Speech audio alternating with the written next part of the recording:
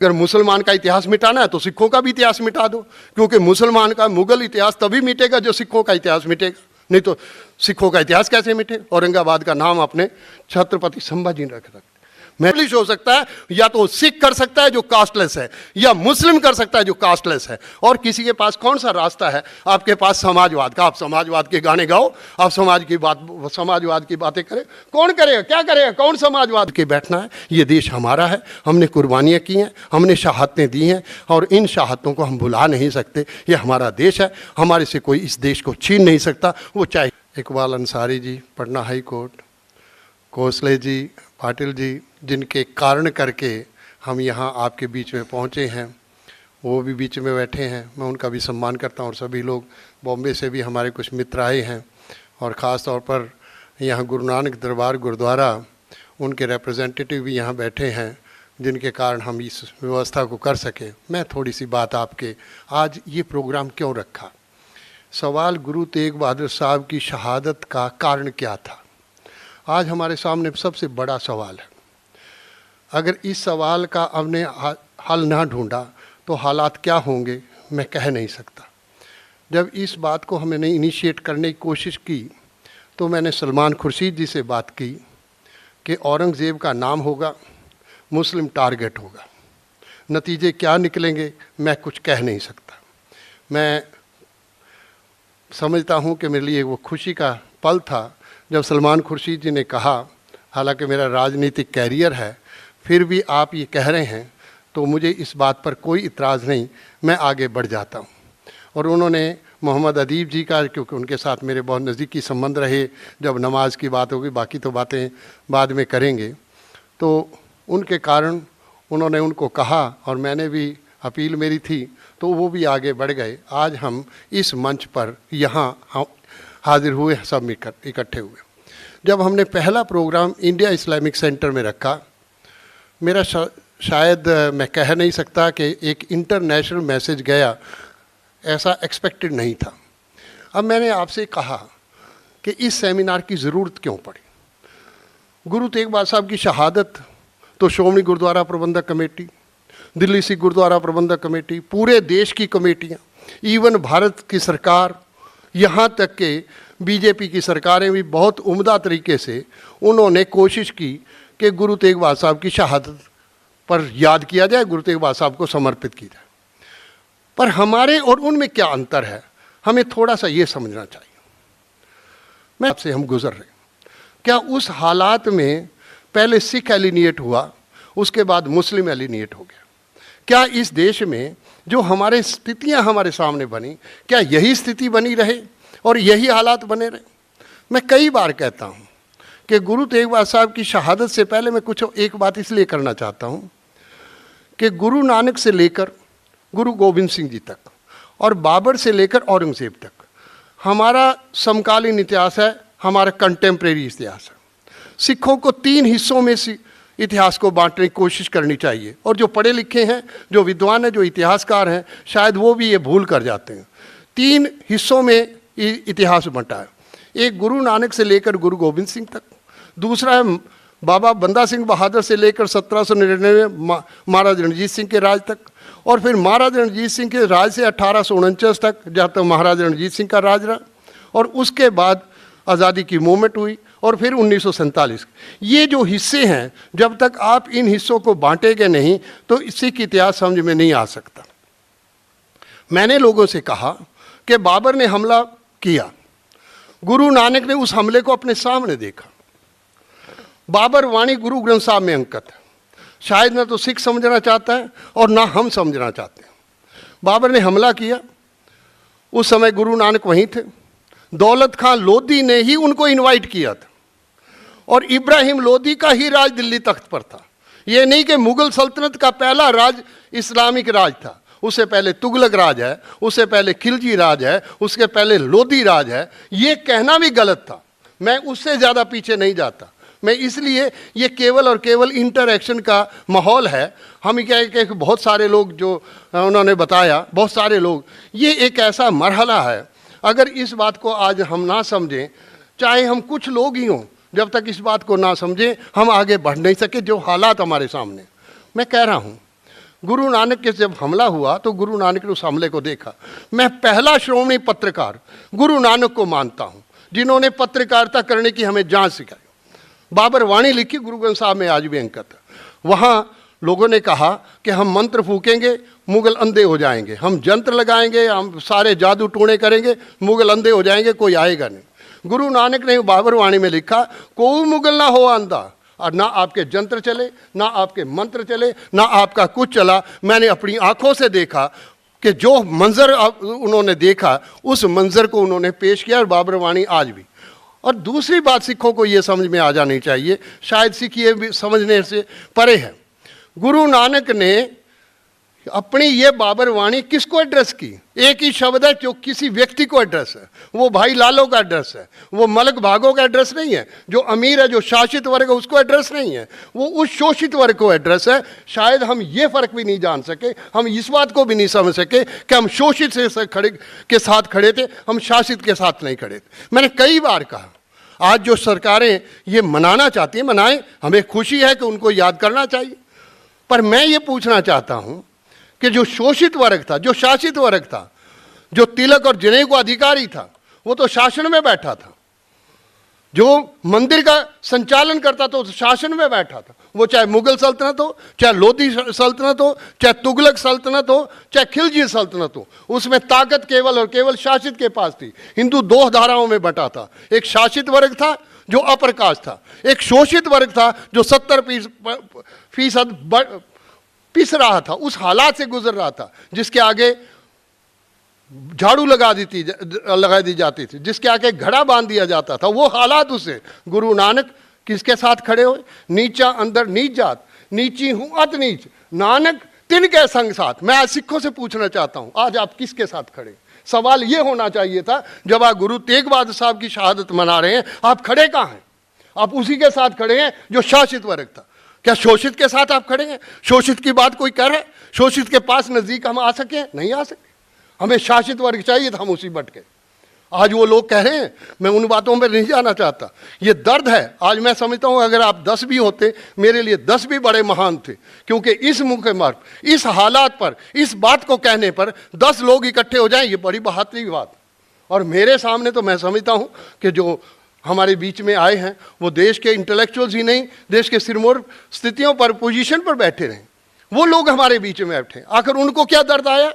उनका क्या बिगड़ रहा था हमारे साथ? मैं पूछना चाहता हूं, केवल एक बात हमें समझनी चाहिए, अगर गुरु नानक उस समय खड़े ना होते, आज हम कहाँ होते?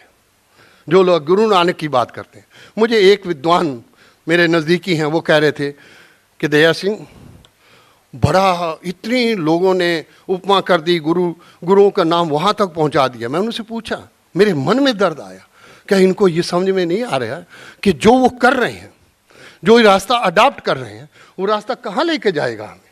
क्या वो गुरु नानक का रास्ता होगा? क्या वो गुरु नानक की बात कर सकेंगे?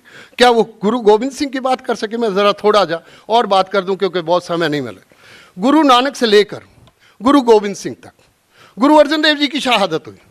गुरु अर्जन देव जी की शहादत क्यों हुई? गुरु अर्जन देव जी की शहादत का जिम्मेदार जो जहांगीर को उठाते हैं, वो चंदू कहाँ है? वो पृथ्वी चंद कहाँ है जो गुरु अर्जन देव का भाई? वो कहाँ है? उसका कभी इतिहास हम पढ़ा है? हम नहीं पढ़ना चाहते। कौन शिकायती था? कौन कह रहा था कि गुरु अर्जन देव नहीं चाहिए इस देश को?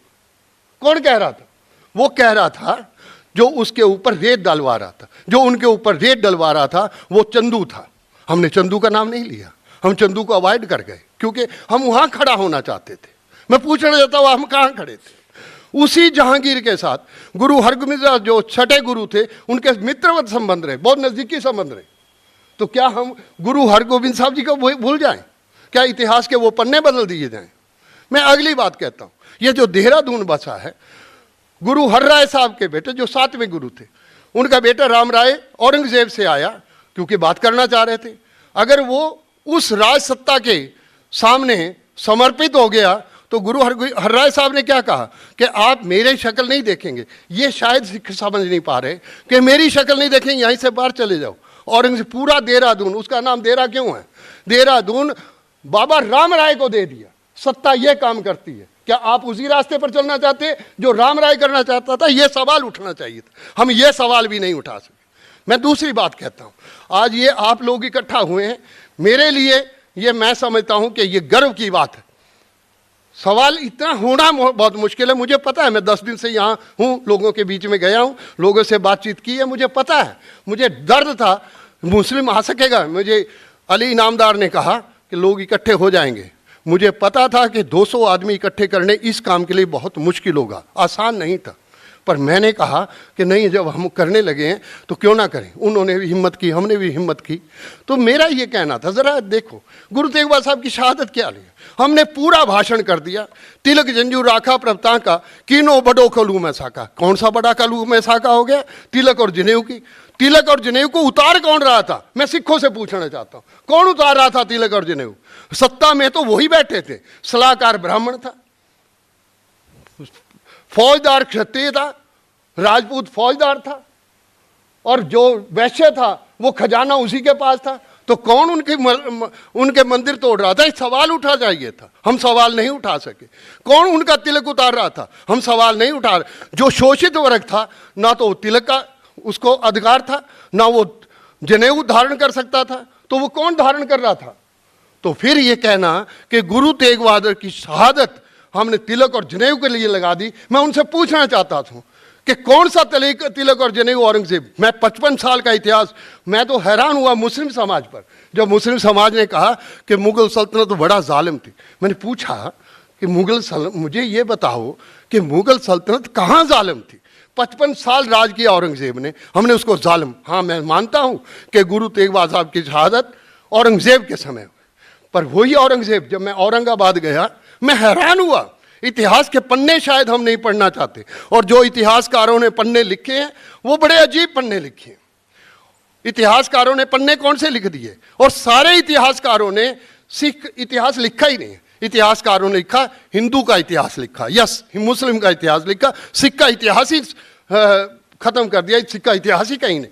हमने जो गुरुद्वारों में पढ़ाया हमने वही पढ़ लिया, हमने वही समझ लिया, उसमें सोचा ही नहीं, कभी विचार ही नहीं किया कि ये भी था।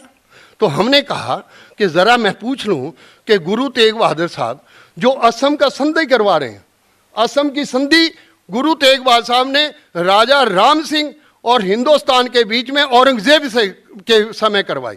अगर औरंगजेब ना चाहता तो क्या वो संधि होती? तो ढाका तक गुरु तेग बहादुर साहब जाते? नहीं जाते।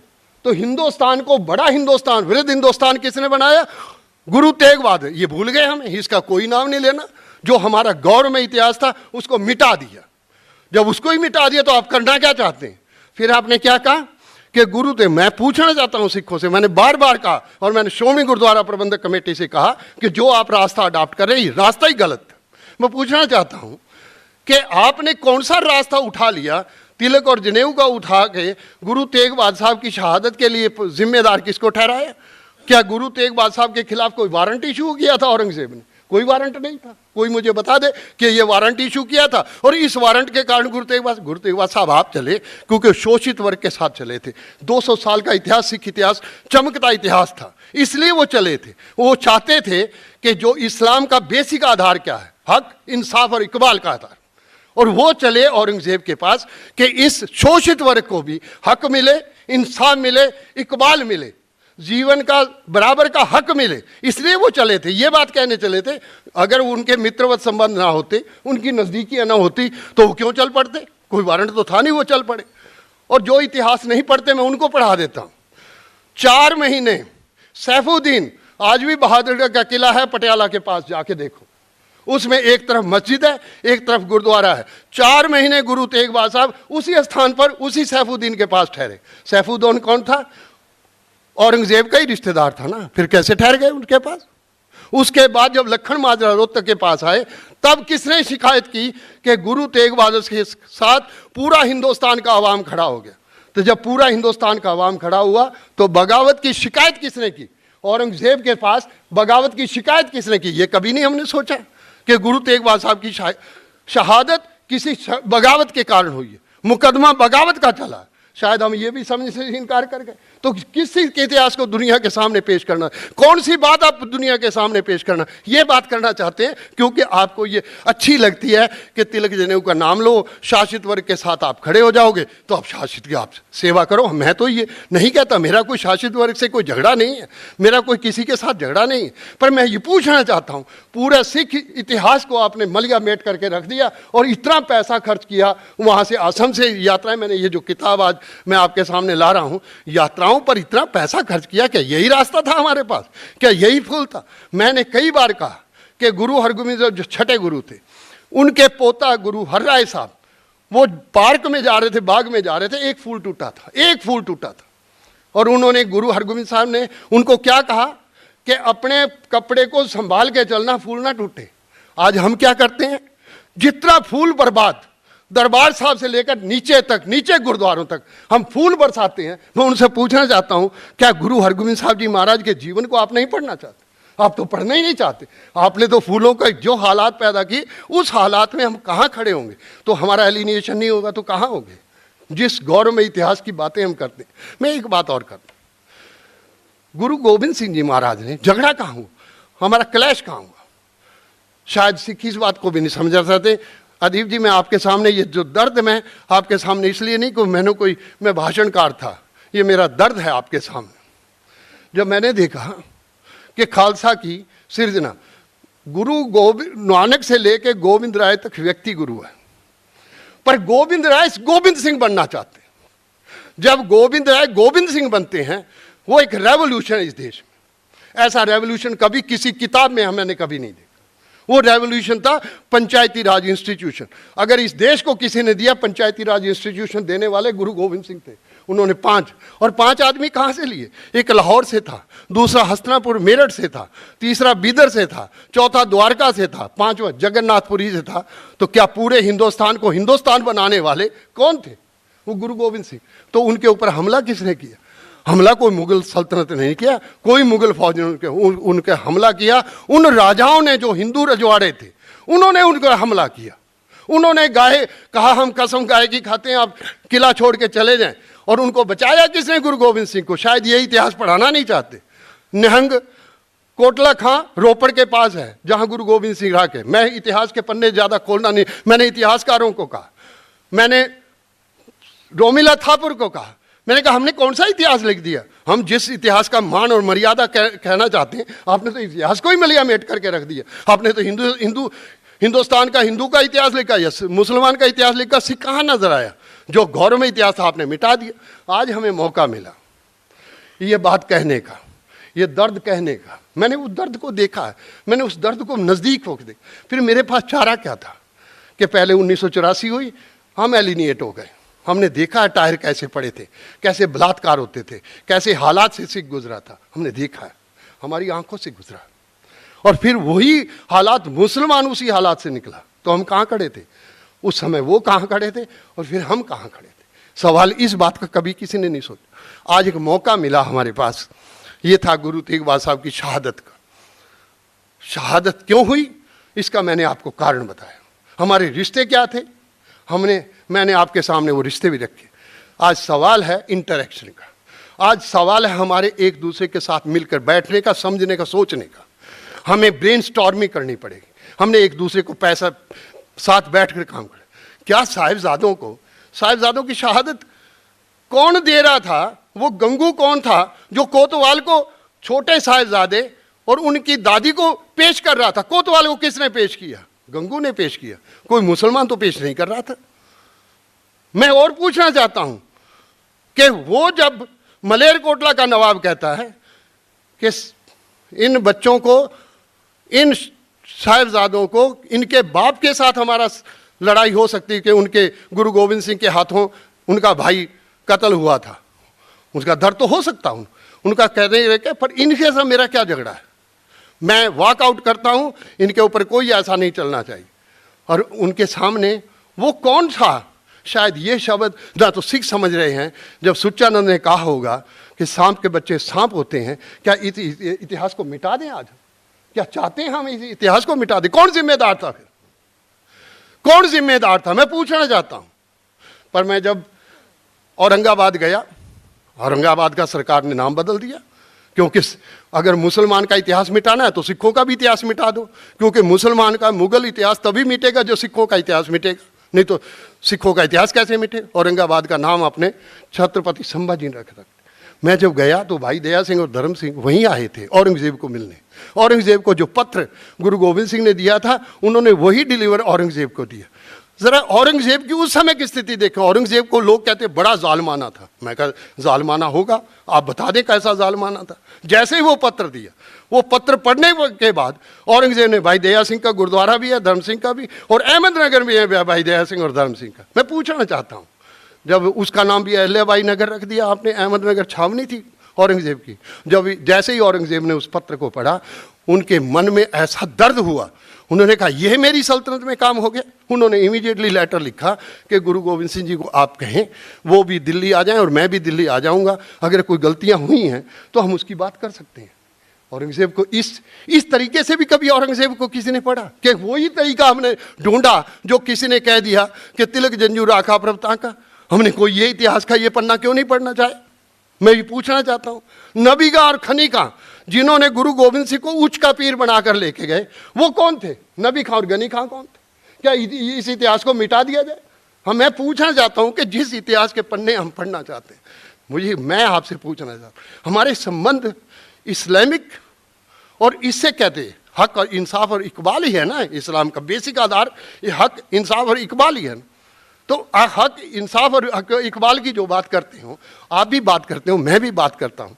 मुझे एक ने कहा कि समाजवाद, मैंने कहा समाजवाद इस धरती पर अगर एस्टैब्लिश हो सकता है वो सिख और मुस्लिम के बिना नहीं हो सकता, क्योंकि समाजवाद का पहली शर्त है समाजवाद के लिए कि कास्टलेस सोसाइटी होनी चाहिए। जाति विहीन समाज होगा तब समाजवाद हो सकता है, नहीं तो समाजवाद एस्टैब्लिश नहीं। जितने भी समाजवादी नेता हुए सारे के सारे, चाहे राम मनोहर लोहिया हो, चाहे चंद्रशेखर जी हो, चाहे बाकी हो, सबके हालात वही है। वो जातिवाद के आधार पर समाजवाद एस्टैब्लिश नहीं हो सकता इस देश में। इस देश में अगर समाजवाद एस्टैब्लिश हो सकता है, या तो सिख कर सकता है जो कास्टलेस है, या मुस्लिम कर सकता है जो कास्टलेस है। और किसी के पास कौन सा रास्ता है आपके पास समाजवाद का? आप समाजवाद के गाने गाओ, आप समाजवाद की बातें करें, कौन करेगा? क्या करेगा? कौन समाजवाद? कैसा समाजवाद होगा?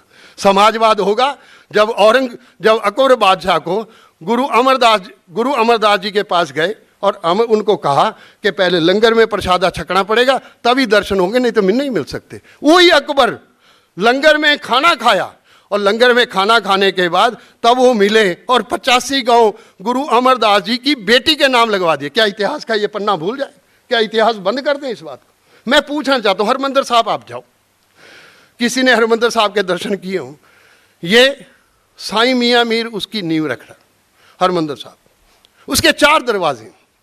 कभी किसी ने सोचा है कि आने जाने का रास्ता पश्चिम की तरफ है, पूर्व की तरफ नहीं? शायद ये इतिहास का पन्ना भी कोई नहीं समझ पाया, क्योंकि हम पढ़ना ही नहीं चाहते। हमें सुनाया गुरुद्वारे में जो किसी ने भाषण दे दिया, हमने सुन लिया और हम पूरे हो गए। मैंने तो यहाँ एक और भी सुना, आजकल गुरुद्वारों में भाषण करना ही बंद कर दिया। उन्होंने कहा यहाँ विचार बात ही नहीं होनी चाहिए, क्योंकि यहाँ विचार के नहीं, कीर्तन सुनो अपने घर जाओ। तो क्या गुरुद्वारे हमने इसीलिए बनाए थे? गुरुद्वारा इसलिए बनाया था गुना को होवे वासला, जहाँ ज्ञान की बात हो, जहाँ समझ आएगी, धर्म की समझ आएगी। हमने वो बंद कर दिया, रास्ता ही बंद कर दिया, तो कहाँ से समझ आए? बच्चों को कहाँ समझ आएगा? इतिहास कहाँ से समझ आएगा? इतिहास बंद कर दिया। जो इतिहास पढ़ाने वाले हैं उनको हम पहले कहते हैं कि ये इतिहास पढ़ाना है, ये नहीं पढ़ाना। तो जब आप ऐसे हालात पैदा कर देंगे तो किस इतिहास की बात आप करना चाहते, किस बात आपको लेके जाना चाहते हैं? तो सवाल ये है, आज हमारे सामने जो आप लोग बैठे हैं, ये केवल दर्द है। मेरा कोई भाषण ऐसा नहीं है कि मैं कोई विद्वान आदमी कहीं से पैदा हूँ, बिल्कुल आपके बीच में से हूँ। ये दर्द है। अगर ये दर्द आज हम ना समझ सके, कल हमारे पास कोई रास्ता नहीं रहेगा, कोई रास्ता ही नहीं बचेगा। अदीब जी, कई बार इनके विचारों को मैंने देखा है, कई बार मैंने देखा है। वो जो दर्द झलकता है वो मैंने उस समय भी, जो नमाज के समय भी मैंने देखा था। मुझे याद है जब मैंने नमाज की बात की थी, मैंने कहा वो नमाज आप गुरुद्वारे में वहाँ पर आपको अलाउ करवा देते हैं, अरेंजमेंट कराते हैं अगर ये नहीं। मुझे पता है कि पूरा गुड़गांव में मेरे खिलाफ तख्तियाँ खड़ी थी, मेरा पूरा परिवार सामने था और मुझे सब ने कहा कि आपने ये रास्ता क्यों चुना? मैंने कहा नहीं, अगर आज हम ये बात ना कह सकें तो मैं पूछना चाहता हूँ, गुरु नानक का एक शब्द है, सच की बाणी नानक आखे, सच सुनाई सी सच की बेला। गुरु नानक सच की बात कहना है और ये सच का ये समय है, अब सच की आवाज़ बुलंद करें, तभी आपका एक सिख एक सिरमौर व्यवस्था पैदा की। आज वो सिख कहाँ खड़ा है? हम केवल और केवल समर्पण में चले गए। तो ये इतिहास के मैं आपके सामने मैं समझता हूँ कि सिख इतिहास को फिर मैं कह दूँ कि बाबा बंदा सिंह बहादुर से हमने खालसा राज की स्थापना की, तो हमारा मुग़ल सल्तनत के साथ सत्ता का मुकाबला सत्ता से है। उसको गुरु नानक से लेकर गुरु गोविंद सिंह तक और बाबर से लेकर औरंगजेब तक ना जोड़ें। तीसरी बात, कोई सिख नहीं बोला, मैंने उस समय भी कहा था जब मस्जिद की बात हो रही थी, जब बाबरी मस्जिद की बात हो रही थी, मस्जिदें क्यों बनी? कितना सेकुलर था वो लोग, कितने सेकुलर थे, शायद हम नहीं समझे। मुग़ल सल्तनत में मंदिर के साथ मस्जिद बनाई जाती थी, मंदिर तोड़कर नहीं बनाया। मुझे कोई इतिहास का पन्ना कोई पढ़ा दे, मुझे पढ़ा दे कि ये इतिहास का पन्ना। किसी भी मंदिर को तोड़कर मस्जिद नहीं बनी, ना तो मुसलमान कह सका और सिख तो कहने के लिए तैयार नहीं थे, क्योंकि सिख को तो शायद शांति वहां मिल रही हो जहां वो शांति चाहना था। तो क्या ऐसा इतिहास लिख दिया जाए? क्या इस प्रकार के हम इतिहास लिखें? क्या हम बोल ही ना सकें? क्या हम आवाज़ बुलंद ना कर सकें? इसलिए मैंने आज कष्ट दिया आपको। मुझे पता है कि कितनी मुश्किलों से, और मैं समझता हूँ कि इतने व्यस्तता थे हमारे जो रिटायर्ड चीफ जस्टिस हैं पटना हाई कोर्ट से, जब मैं और आनंदपुर साहब से हम उन्हीं की गाड़ी में इकट्ठे आ रहा था, तो उनसे बातचीत की। कुछ दर्द होते हैं, आज वो हमारे बीच में आए हैं।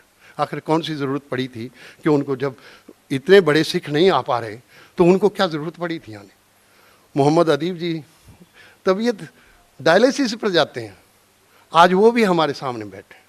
प्रोफेसर श्याम सिंह केंद्रीय सिंह सभा से हैं, क्योंकि मेरे केंद्रीय सिंह सभा से पुराने संबंध है। सरदार हुक्म सिंह के समय मैंने 10 साल सरदार हुक्म सिंह जी के साथ काम किया। सरदार हुक्म सिंह जी की एक लाइन कह के मैं ख़त्म करता हूँ। सरदार हुक्म सिंह जी कहते होते थे कि जब तक सिख और मुस्लिम और ईसाई इस देश का हिस्सा हैं, इस देश के सेकुलर क्रेडेंशियल को कोई खतरा नहीं। मैं समझता हूँ कि आपका होना, आपका एक मंच पर आना, मैंने पाटिल जी से कहा था जब मैंने इस प्रोग्राम को इनिशिएट करने लगा था कि क्यों ना मराठा, सिख और मुस्लिम एक मंच पर क्यों नहीं आना चाहते?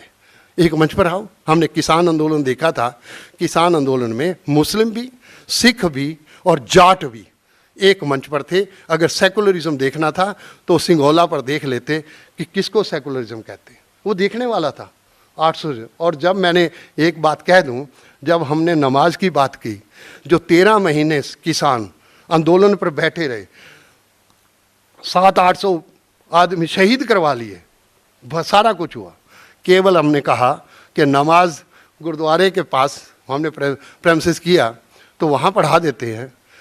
माननीय प्रधानमंत्री, मैं उनका थैंक्स करता हूँ, माननीय प्रधानमंत्री जी, क्योंकि 11 बजे मेरी प्रेस कॉन्फ्रेंस थी।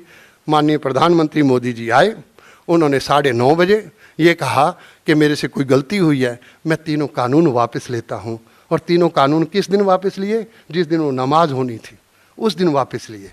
आपकी ये ताकत, आपकी ये हिम्मत, आपका शौर्य, शायद हम भूल गए कि आपके अंदर कितनी ताकत है। शायद हम इस बात को समझ नहीं पा रहे कि आपके अंदर बड़ी ताकत है, बड़ी हिम्मत है। और इस प्रोग्राम के लिए मैं आपके लिए, इसलिए मैं आपके बीच में आया।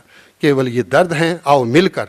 हमारे पास कोई रास्ता नहीं है, ना आपके पास रास्ता बचा, ना मेरे पास रास्ता बचा। कोई लोग कहते हो बचे हों, शायद उनके पास रास्ता बचा हो, पर हमारे पास अब कोई रास्ता नहीं बचा। एक ही रास्ता बचा है, इस देश के सेकुलर क्रेडेंशियल को कैसे बचाया जाए।